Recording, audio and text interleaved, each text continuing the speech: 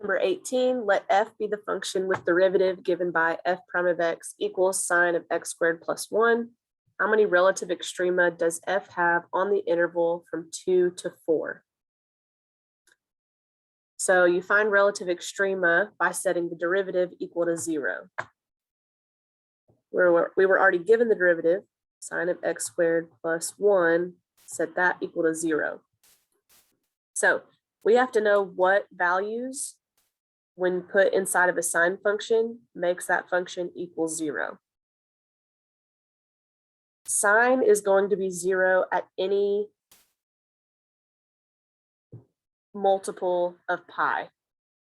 So it starts at 0, pi, 2 pi, 3 pi, 4 pi, and so on. That's also the case in the negative direction, 0, negative pi, negative 2 pi, negative 3 pi, and so on. But what's inside of our sine function, x squared plus 1, will never be negative. Even if you plug in a negative number for x, once you square it, it becomes positive. So we don't have to worry about the negative side of things as far as numbers to plug in here. So what we need to be looking at is sine of 0, sine of pi, sine of 2 pi, sine of 3 pi, 4 pi, and so on. So in order for this sine function to equal 0, x squared plus 1 would have to equal 0, or pi, or 2 pi, or 3 pi, and so on.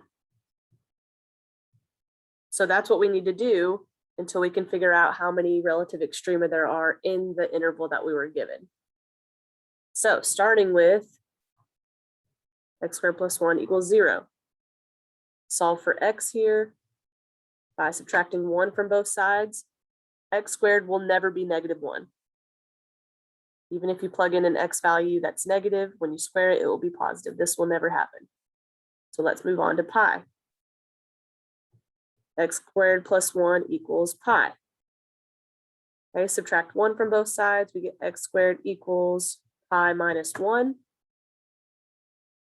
Take the square root of both sides.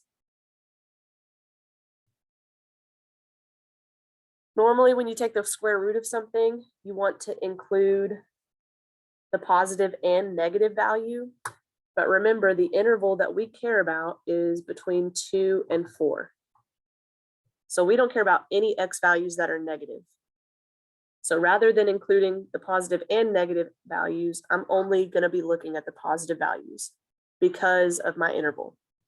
So we put this in our calculator, square root of pi minus 1, we get 1.463. 1.463 is not in our interval between 2 and 4. So we will not include that as one of our answers.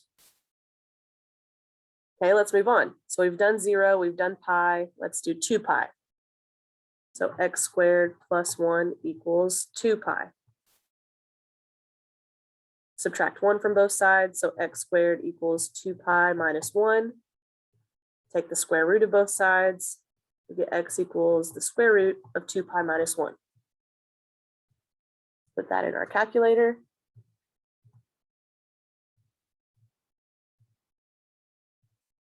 $2.298 299. 2.299. That is in our interval from 2 to 4. So we will count this as one of our relative extrema. Let's keep going and do 3 pi. X squared plus 1 equals 3 pi. So x squared equals 3 pi minus 1, and take the square root of both sides.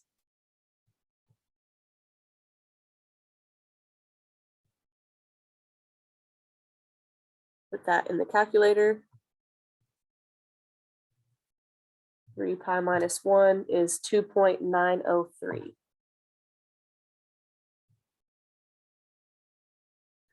That is also within the interval, so we will count that. Looks like we need to keep going to 4 pi.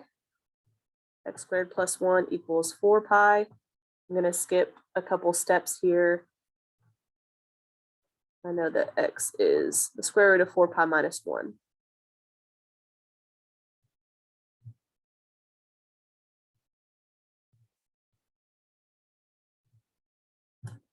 Which is 3.401.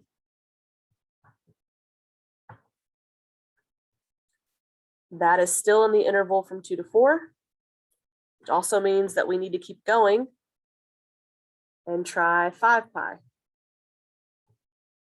X squared plus 1 equals 5 pi, which means x equals the square root of 5 pi minus 1.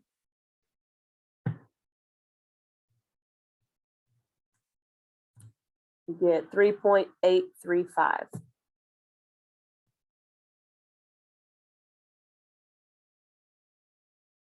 Still within our interval, so we'll count that one.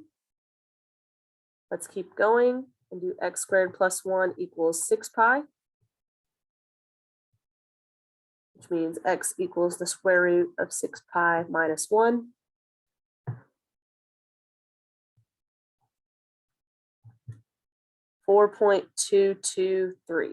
Sorry, 4.225.